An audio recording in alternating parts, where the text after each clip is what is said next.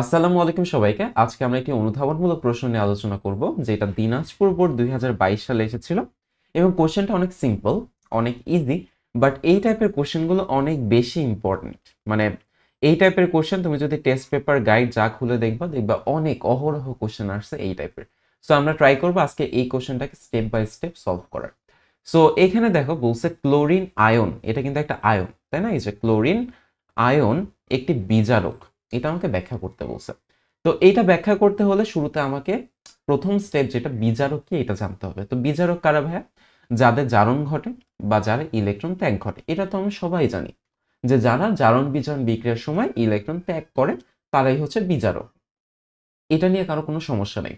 এখন আমার সমস্যা হচ্ছে ক্লোরিন আয়নটা কেন আহ, বিজারক, বা ক্লোরিন আয়ন কেন ইলেকট্রন ত্যাগ করে?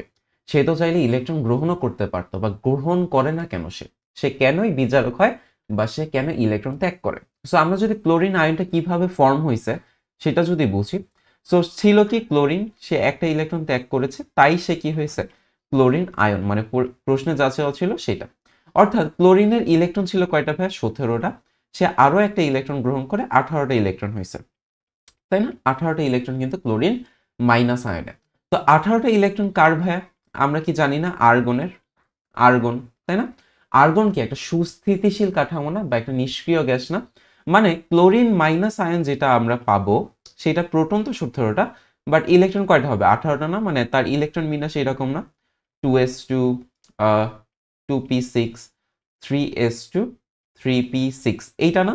অর্থাৎ এই ইলেকট্রন বিন্যাসটা আর্গনের মতো না? অর্থাৎ আর্গনের ইলেকট্রন বিন্যাস কি অনেক বেশি স্টেবল না? অনেক বেশি স্টেবল না? যারা নিষ্ক্রিয় গ্যাস আছে তাদের ইলেকট্রন বিন্যাস কিন্তু সবচেয়ে স্থিতিশীল, তাই না? এবং সবাই চায় তার নিকটবর্তী নিষ্ক্রিয় গ্যাসের ন্যায় ইলেকট্রন বিন্যাস লাভ করতে। সো ক্লোরিন মাইনাসটাও কিন্তু এই আর্গনের ইলেকট্রন বিন্যাস লাভ করেছে। তার মানে ক্লোরিন মাইনাস আয়ন এটা অনেক বেশি কি হবে? স্টেবল হবে। সো এটা তো হচ্ছে একটা ওয়ে স্টেবল কিনা। আরেকটা ওয়ে হচ্ছে ওর লাস্টের শক্তি স্তর দেখো তো ভাইয়া, এখানে কয়টা ইলেকট্রন? এসে আছে 2টা, পিতে আছে কয়টা? 6টা। সো এটা হচ্ছে 8টা ইলেকট্রন। অর্থাৎ সে কিন্তু অষ্টক পূরণ করেছে, তাই না? এটা কি করেছে? অষ্টক পূরণ করেছে। অষ্টক পূরণ করেছে। সো অষ্টক পূরণ করলে কি সেটা বেশি স্টেবল হয়? বেশি স্টেবল হয়, স্টেবল হয়। তার মানে কি যে ক্লোরিন মাইনাস আয়ন যেটা আছে এটা অনেক বেশি স্টেবল। এটা ভাঙা কিন্তু পসিবল না, তাই না? এটা তুমি ভাঙবা, বা ধরো ক্লোরিন যে আরেকটা ইলেকট্রন গ্রহণ করবে, ক্লোরিন 2 মাইনাস হবে, এটা কিন্তু পসিবল না, কারণ ক্লোরিন অলরেডি স্টেবল। তাকে তুমি হাইয়েস্ট কি করতে পারবা?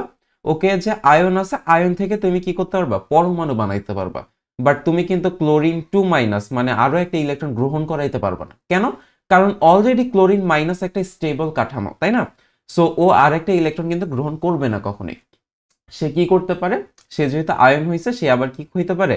পরমাণু হয়ে যেতে পারে, তাই না? তো পরমাণু হইতে তার কি করতে হবে? সে জাস্ট সিম্পলি কি করবে? আরেকটা ইলেকট্রন ত্যাগ করবে। মানে ক্লোরিন মাইনাস আয়ন ছিল না, সে আরেকটা ইলেকট্রন ত্যাগ করবে এবং ক্লোরিন পরমাণুতে আহ, পরিণত হয়ে যাবে। সেটা সে হইতে পারে। বাট ক্লোরিন 2 মাইনাস এইটা কিন্তু সে কখনই হবে না। সো একটাই অপশন আছে, সে হচ্ছে ক্লোরিন পরমাণুতে হবে, তাই না? তো সেই জন্যই তার কি করতে হচ্ছে? পরমাণুতে ফর্ম হইতে গেলে তাকে হচ্ছে ইলেকট্রন টার্ন করতে হচ্ছে, ইলেকট্রন ত্যাগ করতে হচ্ছে, যেটা কার আহ, বৈশিষ্ট্য? বিজারকের না? সেজন্য আমরা বলতে পারি যে ক্লোরিন আয়ন একটি ইলেকট্রন ত্যাগ করে ক্লোরিন পরমাণুতে পরিণত হয়, যার কারণে এটি একটি বিজারক হিসাবে কাজ করে। আমরা বুঝতে পারছি কেন ক্লোরিন আয়ন একটা বিজারক? আশা করি বুঝতে পারছি।